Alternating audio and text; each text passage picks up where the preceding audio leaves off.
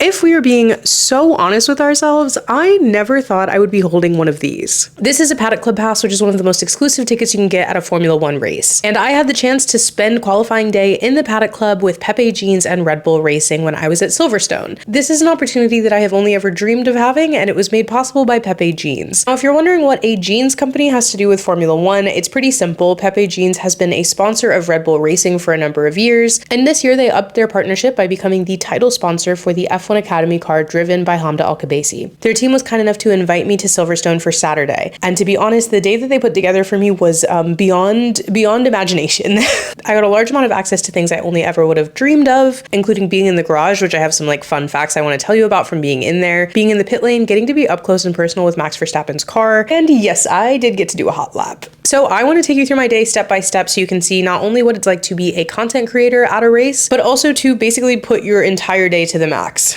Max Verstappen, it's a bad joke, but I made it anyway. So first things first, I had to actually get to the track. If you've never been to a Formula One race or you've never been to Silverstone specifically, most races take place outside of the city that they advertise themselves to be in. So the other two races that I've been at, Coda and Miami, both of those you have a little bit of travel time to actually get to where the track is. Generally speaking, that's because there's not really space for those cars in town. Obviously, there are exceptions to this rule, like you have Monaco, you have Vegas, both of those take place right in the middle of the city, but Silverstone takes place a little bit outside of London. So I started my day off by getting to London Euston Station. I made the decision, which I would highly recommend if you decide to go to Silverstone one day, to stay walking distance from London Euston. It was raining, even though it was July, because they do hot girl summer a little bit different in London. It's still hot, but it's, you know, it's raining. And due to my schedule, I had to be on a 7:53 a.m. train. I also had what we in the business call anxiety, so I got there early. Also, another little tip if you decide to go to Silverstone, when you book your train tickets, I would highly recommend doing ones that are flexible. There are two different train lines that run between London Euston and Milton Keynes. One of them takes about 36 to 40 minutes, and the other one takes about an hour to an hour and 10. Then take further transport to actually get to the track, and things can get pretty backed up back and forth. Luckily, you can book these like flexible tickets where if you miss your first train or you want to go earlier, you can hop on that train, and same for your return. All of that is to say, I got on my 7:56 a.m. train with minutes to spare. Once we got into the station, I got to meet up with the team from Pepe Jeans, which was really nice. And also we got to take a car all the way from the train station to the track, which was also very nice. On Sunday, when I was just there as a normal spectator, I took the shuttle, which is a very different experience than having a single car waiting for you with like heat. The only thing that really did surprise me was actually the roads that you have to take from Milton Keynes to Silverstone. This race has been going on for ages, obviously, and some of the roads that you end up taking are literally like considered two-way traffic, but they are just they're not big enough. They're not big enough for two-way traffic. It's definitely big enough for maybe one car, but that's not the case. They do drive both directions. Once we made it to the track, the next thing I got to do was very exciting, which was tap this bad boy on those sensors that you always see drivers tapping on and like content creators and cool people. It feels like you've made it.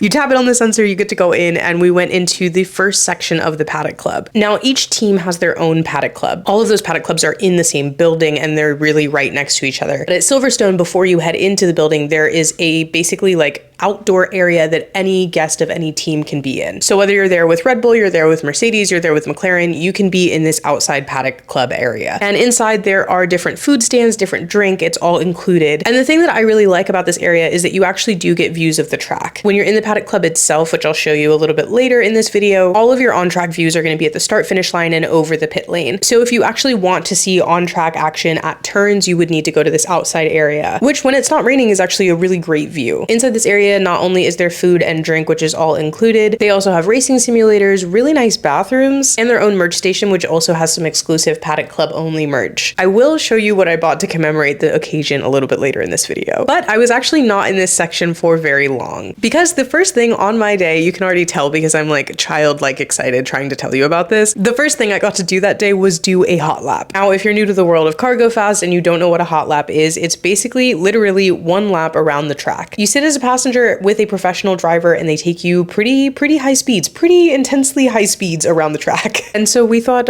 why don't we just start our very early morning with that? Why don't we do that very first thing? So something you may not know about the Paddock Club Pass is that you have unfettered access to all of the Paddock Club areas. But in terms of actually being in the paddock, which is the space where you can get access to team garages, where you see all of the drivers walking around, as well as the garage and the pit lane, all of those things require an additional credential that is allowed at certain points throughout the weekend. weekend. There are pit lane walks at specific times, there are track tours, and sometimes you have the opportunity to be in the garage. To get to do all of those things, you need this additional credential that's the yellow one that says VIP that you may have seen people wearing. And in order to get to my F1 Pirelli hot lap, we had to go into the paddock through the driver's entrance. Now, if my day had stopped there, like if my day had stopped at the moment that I literally got to tap into the area where the drivers tap in every week, I would have been fine. I would have enjoyed my day.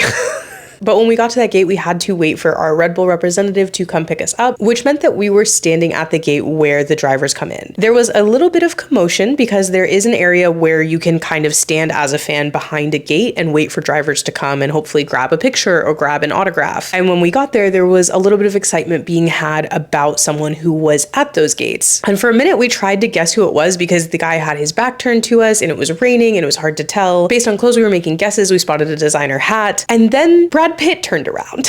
If you don't know, they are making an F1 movie called F1. It stars Brad Pitt. It is produced by Lewis Hamilton and Jerry Bruckheimer, and it is directed by the same guy who did Top Gun Maverick. All of those names being put onto the same project means that they're going to pretty extreme lengths to show the true thrill of Formula One. Brad was actually walking around this gate, meeting fans, taking pictures, signing autographs, and the entire time he was being followed by a camera. I'm not sure if this is going to be put into the movie as Sunny Hayes, Brad Pitt's character, arriving and meeting fans, or if they're just planning to use this for kind of behind the scenes footage, like a good old-fashioned DVD extra. But either way, it was pretty cool because we got to watch him kind of have that same moment where he walks up, meets fans, and arrives like a driver would. And then he also tapped right into the driver gate to move on about his day. So whether he was just, you know, getting into character or if they were using that for a pickup, I'm not sure, but it was pretty cool. If you don't know this about me, I worked in film production. I have a degree in screenwriting and I worked in film and TV for a while. So one of the really cool things to me about being at Silverstone this weekend was getting to watch this movie film and seeing how many lengths they're going to for the actual production of the film. Modern filmmaking typically is not using a lot of these practical effects, and most of that is because of how much it costs. This movie is at a $300 million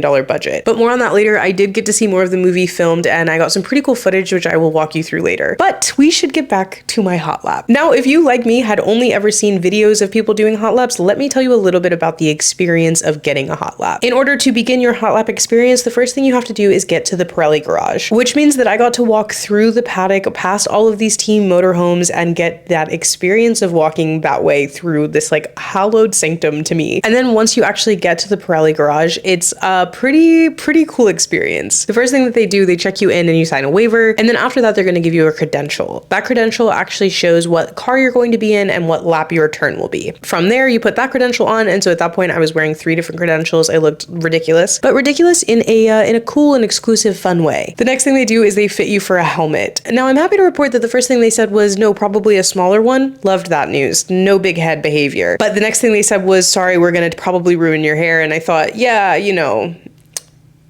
I should have known. I should have probably put my hair up. The humidity, the rain, we were already fighting a losing battle, so it was fine. They're gonna fit you for a helmet, and the thing that's like important about fitting you for a helmet is that it's actually quite snug and close to your face. It really shouldn't have like space to move when you shake your head. And then once you have your helmet, you are free to go sit in the Pirelli garage and wait for your safety briefing. I'm gonna probably like nerd out a little bit while I make this video, but the thing that was just so exciting to me was like next door, you could literally hear the Alpine garage, like the car being worked on. You're sitting in a garage that's used for the sport that you love so much, and you're just sitting there waiting to go walk on the track yourself and actually get to ride on a track that like is historical. I just like can't really put into words how excited I was to be there at this point, and also like how close I was to maybe, you know, kind of half blacking out. Anyway, the next thing that happens is you go through a safety briefing, and that is really cool, except for the fact that they maybe hype it up a little bit. They hype up at least the way that people react to these hot laps. In the safety briefing, you get a lot of like helpful information, like how many turns there are, how fast the speeds are when the F1 drivers are going, different things to look out for while you're on track. And they also play this really cool sizzle reel that makes you look like, okay, things are about to happen. But then in the safety briefing, they actually talk about the fact that they categorize these videos, like the reaction videos they have of everyone, into 3 different categories: screamers, criers, and pukers. And I was like, I wish to do none of those things. They also had Formula E driver Sam Bird there, and that was kind of cool. He briefed us a little bit on safety, and he also said if you're going to puke, we request that you do it the opposite direction of the driver. And then after the safety briefing, the next thing you do is walk out onto the track. I cannot state this enough. I walked physically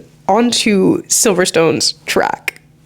Because I was with Pepe Jeans for this experience, there were 4 people that made this hot lap possible. That was Pepe Jeans, Red Bull Racing, Ford Performance, and Pirelli. The interesting thing that I learned about the hot lap experience is that depending on which team you're there with, that is who provides the vehicle that you get your hot lap with, as well as your driver. So if you're doing a hot lap with a Ferrari, most likely you're going to be in a Ferrari with a driver who is somehow associated with Ferrari. Same thing for a McLaren or all of those different things. But if you're like me and you are there with someone who is not necessarily a car manufacturer like Red Bull, you're going to be with a car that is associated. So Ford Performance works with Red Bull currently on their powertrains, and we know in 2026 when the new regulations come that things will be changing into an even bigger partnership. So if you are doing your hot lap with Red Bull like me, you are going to be in a Ford. Now, let's talk about the experience of doing a hot lap in the wet at Silverstone in a Ford Mustang. My hot lap was in a Ford Mustang Dark Horse. Now, the car starts at only $62,000, but it has 500 horsepower and 418 pounds of torque. Now, I know those numbers objectively. I know what they mean. I have an idea of what that should feel like. That idea is very different than what you actually feel when you are on a closed track with a professional driver behind the wheel. My driver was Harry Tinknell. He is a 2-time champion at the 24 Hours of Le Mans and also just a generally very nice guy. The way that hot laps work, you are assigned to a specific car and you wait by the sign for your car, which my car was number 12, until it is your lap time. My lap was number 3, which meant that when the hot lap started, one guy got in to start the whole thing off, another person went right after that guy, and then it was my turn. Now, hot laps move very quickly because they have a lot of people to get through with a number of cars, and it's really a well-oiled machine when you're seeing how these people are running this. The cars are leaving at different times, they're going on different laps, and they're all starting from different positions, and it's all run really safely. So once it was my time to jump in, I got in, and they buckle you in and they make sure everything's good. And then Harry introduced himself to me, which I thought was a nice touch because you know, it's a man that you're allowing to just like take your life into his hands. If I could only pick one word to describe my hot lap experience, it would be thrilling. I had genuinely the best time. I told Harry up front that I was not very like afraid of going fast, and I was not afraid of drifting. The track was wet, and so we did have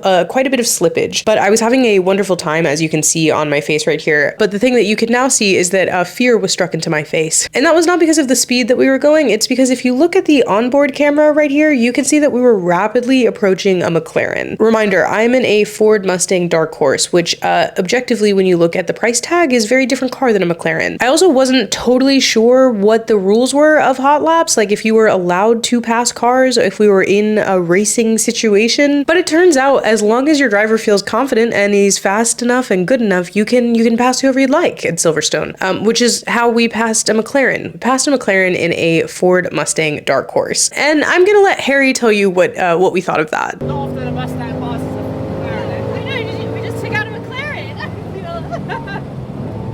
$60,000 car takes out $250,000. Hey. So yeah, that was my hot lap. The thing that's really cool about the hot laps as well is that you're on the same track as the Formula One race is going to take place on. So while you're going, you're actually getting a chance to, as long as you can kind of focus on this, see where the braking zones are, see what the racing line is, see how they're taking these turns, where they're taking them, where the apex is, and also starting to understand the idea of the fact that like certain places are going to be better to take at a slower pace. I was honestly quite surprised I was able to focus on this, but I really enjoyed getting the feel of what it was like to actually be on the racing line with a professional driver, to understand at what points of the track you need to slow down, to understand at what points on the track you're anticipating, and also, like with our McLaren, seeing what parts of the track you can overtake on. It was just a completely incomparable experience of getting to be on the track in a car and to recognize that that's the same track the race is happening on. And I have a feeling I'm going to keep saying this throughout the video. There's like no way I could just pick a favorite thing that I got to do, but the hot lap was very high on the list. And that was like literally just the beginning of the day. I think we finished that around 11:30. We went straight from the hot lap directly into the pit lane. Now again, I'm starting to sound like a broken record, but like coolest thing I've ever done. If you've never had the chance to be around the pit lane, like I hadn't, basically the way that it works is that there is basically a kind of roped off area outside of the garage that you are allowed to stand in. There's also a line in front of the cars that basically means do not cross this. So there's a box of space that you're allowed to kind of roam freely in. In this space, you got to be pretty up close and personal with the cars. We also got to watch the team work on the car, which was really cool. I learned a couple of things there. Like if you look really closely in this video, there's a guy applying what looks like tape to different parts of the car. What he's actually doing is literally applying tape to the seams of the vehicle. And that is to make sure that there's no portion of the car that's open to wind coming in and creating a higher level of resistance. It was really cool to watch the pit crew work so diligently on so many little things that you don't think about when it comes to the car, because each of those little details is like what keeps the car on track. And also in Red Bull's case, usually that attention to detail means that they're on the podium or winning the race. It was incredible to get to watch them work in this space. A couple of other things that were surprising to me, tires, I know they're huge, but they're so much bigger than you think they will be in person. You can kind of see the scale of tire to man in a number of these videos. And remember, this is on Saturday, so free practice 3 and qualifying were the main events of the day, and this was before free practice 3 took place. So it was really like watching the team gear up to start the day, and one of the most important parts of the weekend. And just by like luck of timing, we got to watch them do pit stop practice. The way this works is the cars are identical, so they only practice on one car. They kind of back us spectators up as far as possible, and then they wheeled out Checo's car to work on pit stop practice. So the thing about pit stop practice, obviously the driver's not in the car and they are not like coming in from a lap. What they do is they put a different team member inside the car, and then they actually wheel the car forward and simulate a pit stop. If you watch in this footage as well, before they started pit stop practice, they had someone whose job was literally just to get the rain off of the little sections above the pit stop. And then they kind of push the car forward, and the entire team is going full speed as though they are running a real pit stop. I will also just let you listen to one of these pit stops because it was really cool to get to hear.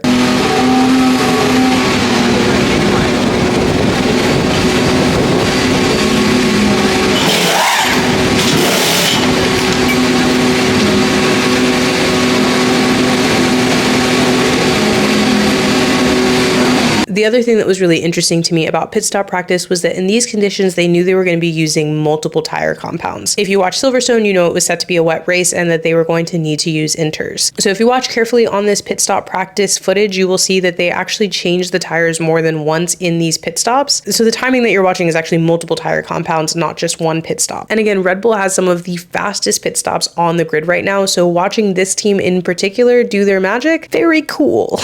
After the hot lap and pit stop practice, we actually finally headed into the Paddock Club inside. Here is some cool footage of the inside of the Paddock Club, but basically the food is set up on a buffet table section in the back. Each of those buffet stations has an actual chef that's plating your food to order. In addition to the entrees, there are also past foods. There were some like cheese plates, some appetizers, some desserts throughout the day, as well as a full bar for anything that you might want. And of course, I had my opportunity to have my very first glass of Ferrari sparkling wine. This is the sparkling wine that you see them spray on the podium, so it was actually really cool to be able to have a glass of it for the first time inside the Paddock Club. Again, every sentence I say in this video makes me go, I can't believe that happened to me, but it did. Also, because it is Red Bull, there is a dedicated fridge just for Red Bulls at the front. The other cool thing about the Paddock Club is that they have their own programming throughout the weekend. This could be anything from drivers coming in to talk or team principals like Christian Horner did on the day that I was there, to various different things like getting your pit lane tour or different things like that. The Paddock Club also had their own DJ,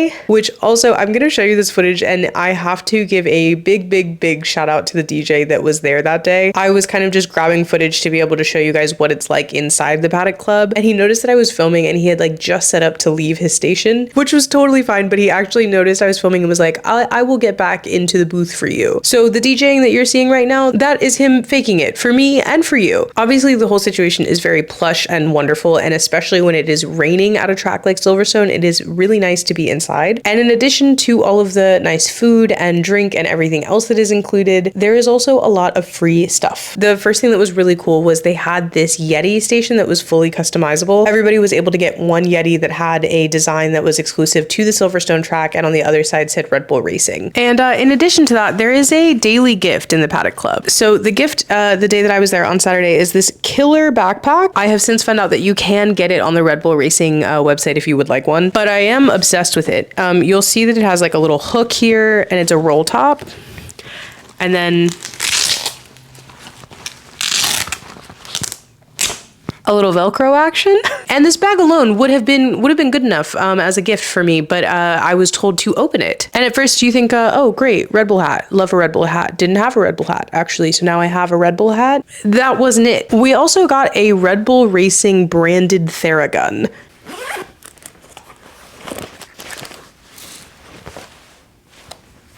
So as you can see, it's like a portable sized one. I'm actually very excited to be taking this with me when I go to the track next because it's a long day, it's a lot of walking, and it's nice to have a little Theragun, a little situation. I'm already a pretty big Theragun fan, but it's exciting to have one that says like Red Bull Racing on it. And I did take that backpack to the track with me on Sunday, and it was actually a lifesaver because I'm generally carrying like all of my recording equipment, my audio equipment, my different camera setup things, my battery, and also rain. I needed rain gear this time around. Something I didn't know is that at the Paddock Club, every single day that you're there, there's a different gift. So I was only there on Saturday, so that's the only gift that I got. But if you were there on Friday and Sunday, you would have gotten additional gifts too. So it's a nice, perk. It's obviously such a premium experience that most people are not experiencing their race at. I had never experienced it in this way. And there's something very exciting about just like being handed branded, beautiful gifts as you walk through your experience at the track. There are a couple of other things that I want to talk about when it comes to my experience. So I'm just going to kind of lump those all in together now. One is like, what can you actually see from the Paddock Club? When you are in the Paddock Club, you can go out onto the balcony, and from that balcony, you are going to get sort of that classic over the pit lane view. Here is a little bit of footage of what I was able to see when I was watching the cars come in and out of practice. And then in addition to the pit lane, you're basically going to be able to look out and see the start finish line. Like I said before, if you want to see turns or a little bit more racing action, you can go to that outside area and watch from that portion of the track. But there's also a lot of excitement of getting to watch from the pit lane, especially for something like qualifying or free practice when there is not a lot of on-track racing action, but there is a lot going on when you're seeing people come in and out. The other cool thing about being in the Paddock Club or with a team for free practice 3 or any portion of the racing is that you have the opportunity to be on team radio. Now, obviously, we're all familiar with team radio when it is going through the race itself, when they pick which portion of it they want to broadcast on television. But the difference of being on team radio with a team is that you actually can tune into both drivers' team radio for the entirety of the session. I had both drivers turned on, and it's set up the same way that it is in the garage. So on the left side, that was Max talking, and on the right side, that was Checo talking. On both sides, you're going to also hear the radio from the team side. You can also turn on the Sky Sports broadcast, but for me, that was way too much going on, and I really just wanted to listen to what was being said on the team radio. And the really cool thing about being on team radio is you can hear just exactly how precise this stuff is. As you were hearing Max complain about a certain turn, you were also hearing the team say, come in and we will add exactly 1 PSI to your rear tires. These were the types of the very exact minute changes and details that they were coming at when it came to making sure that the car was as successful as it could be in both free practice 3 and qualifying. Obviously, if you watched the race at Silverstone, you know that qualifying for Checo was not the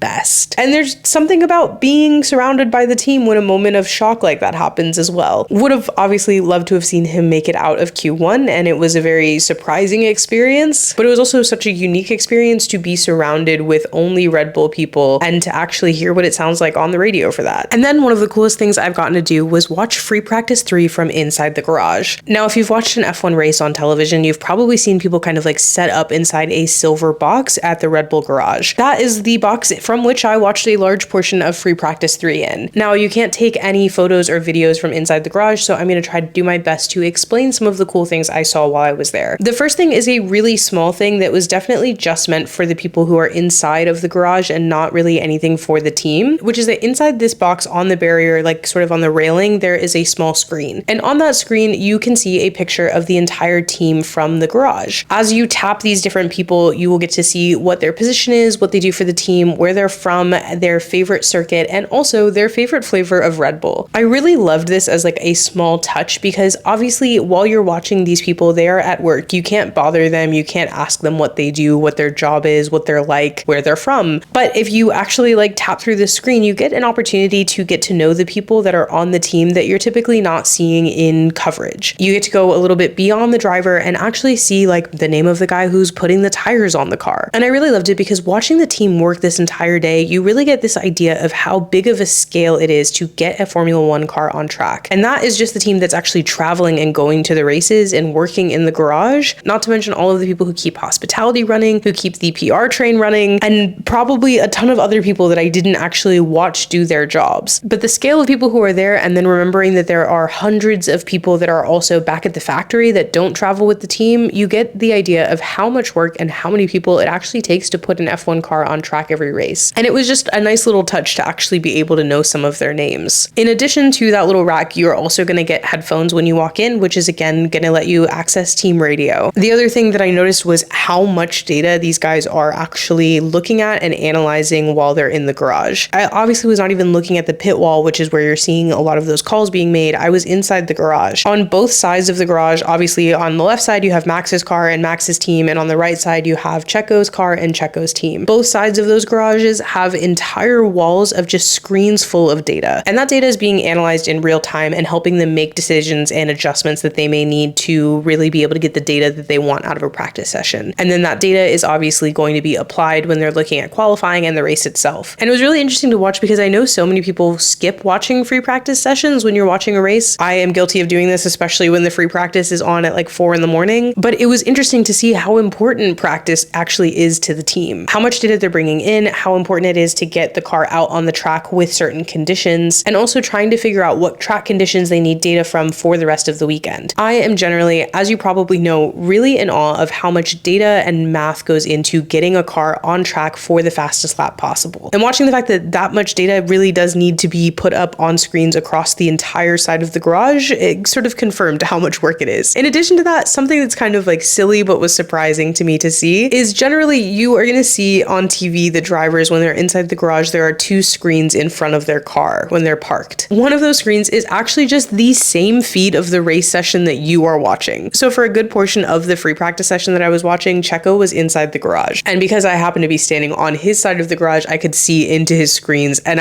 it literally was just Checo sitting full helmet on, windscreen up, watching the same practice session I would have been watching at home. Obviously, Max has the same setup, and then the feed was also on a number of other screens in the garage. Overall, being inside the garage during a session like this, even something as chill as free practice 3, was like overwhelming and really cool. And honestly, the biggest takeaway that I had from it was how much work and precision goes into making a team like this work. While they didn't end up winning at Silverstone and qualifying didn't even go in their typical fashion of a 1-2, it was fascinating to watch just how many people are there and how every single one of them is incredibly important to the process. It is like watching a well-oiled machine of puzzle pieces kind of fit together and keep a train running. Except that train is a Formula 1 car and it's going very fast on a wet track with 19 other trains trying not to crash into each other. Overall, I really wish I could show you footage from inside the garage, but obviously I don't have any. But there is nothing like being that close to a winning Formula 1 car. And the one thing I wish I could describe a little bit better is just the energy of it. How in awe it feels like you are of something that on the other side of the kind of silver barrier, these guys are doing it pretty much every day of their lives. And it's interesting to watch it be something that's like mundane, normal work tasks for them and just mind-blowing for me. So yeah, that's a little taste of what it's like to be inside the Red Bull garage. I watched a little bit of qualifying from the balcony where I was able to see into the pit lane and over to the start-finish line. And then again, to me, the coolest thing was getting to be on team radio for that qualifying session, feeling the energy of watching Max try to push his way through, the collective breath holding that everyone was doing, and also the collective shock of Checo not making out of Q1. I will say there's 2 very different energies that I had that weekend, one of which being on race day on Sunday, being in the grandstands, being with fans and watching kind of the energy of a British home race and Lewis Hamilton winning. And then on Saturday, being inside the kind of inner sanctum of a team and getting to feel the energy of being part of that space. Both of them were incredibly unique and different and very cool experiences. Then, like I mentioned, F1 the movie was filming at the track while I was there. I actually watched them film some scenes that take place both on their own pit wall, which you can see here. There is a kind of fun little thing here. If you don't know a lot about acting or kind of like how actors deal with eating in scene, you can see that the guy who plays the team principal here, he was basically in a scene where they would walk up to the pit wall, he would eat something at the pit wall, they would have a conversation, and then that would be the end of the scene. Generally speaking, you're doing a ton of takes over and over when you're looking at a scene like this. And so he is using what we call a spit bucket. Instead of chewing and swallowing and dealing with that food every time he did that take, he basically just spits it out into a spit bucket held by most likely a PA. Not the most glamorous job, but it is a necessary one. In addition to the pit wall scene, we got to do something really cool, which was watch them film with cars on track. Now, if you don't know a lot about this movie, you may not know that they're filming with actual modified Formula cars. These are obviously not F1 cars and they are not on the track at the same time as Formula 1 cars are, but it's pretty close after the fact. The cars that I'm showing you now were filming right after qualifying was done, and it was pretty cool. You can't see it very well in this footage that's further away, but I will show you some footage in a second where you can. This footage I actually took from the track tour, which I'll tell you about next to close up the day, but you can see that there's a camera mounted above the halo here. That's how they're getting some of those really cool shots of the driver themselves, of the track itself at that high speed, and probably the actor behind them. Again, I think this movie has gotten a lot of hate just from the small teaser that they've already released, mostly from Formula 1 fans and a lot of Formula 1 fans that are looking to gatekeep gatekeep the sport and saying that this is going to bring fake fans into the sport the same way Drive to Survive did. If you can't tell from my tone, I don't love that angle. What I think from watching them film on track is that it's actually going to really show the spectacle of Formula One in a really cool way, and I think that will probably bring new fans into the sport. And I think those new fans will learn the rules of Formula One the same way any other fan who became interested in Formula One learned the rules when they got there. But I digress. It was very cool to watch them film this. And then the very last part of the day was getting to do a track tour. If you've ever been to a race and you've seen those truckloads of people that are kind of being driven around the track, that's what I got to do. You can actually see here on my lanyard that I had the second track tour of the day. It was in the evening after all of the racing was done. I was kind of assuming they were just going to drive us around the track and let us see it at kind of a speed faster than I thought we necessarily should be going when we were all standing up, but they actually had two drivers that were leading the tour. Both of them had information about the speeds at certain turns, about different things to look for when you're watching the race the next day, and also little bits of history. So they talked about Max and Lewis's crash that happened and at the turn that had happened at Silverstone. It was a really cool experience to, again, get to see the track up close, and also some little things that you wouldn't expect to be kind of cool. Like, we got to see some of the guys that were running the track for the evening, some of the guys that were biking on the track, and again, it kind of felt like just being let into a club that I was so used to watching from far away and not realizing that I would have a chance to belong to for even just today. If you get the opportunity to do a track tour, I thought it was really cool. For me, I really love being as close to the mindset of a driver as I possibly can, and this experience was really cool because you have drivers telling you what it feels like to be on this track, telling you what to look out for, the history of the track, different things like that. Also, the rain had fully let up by that time, so we were honestly just in beautiful sunshine, and it was a really kind of like movie-like experience. That was my qualifying day. I literally left my hotel at 7:30 in the morning and I got home a little after 10. And I guess the best way that I could describe this is what I said about the track tour. I genuinely look at myself as like a massive fan of Formula One. And while I do make content and try to explain it and be educational, I will always be a fan first. And getting to have this experience of being in the Paddock Club, getting to go into the paddock itself, a hot lap, a garage tour, all of these different things, being on team radio, all of these are things that like I couldn't have dreamt of getting the opportunity to do. And I'm so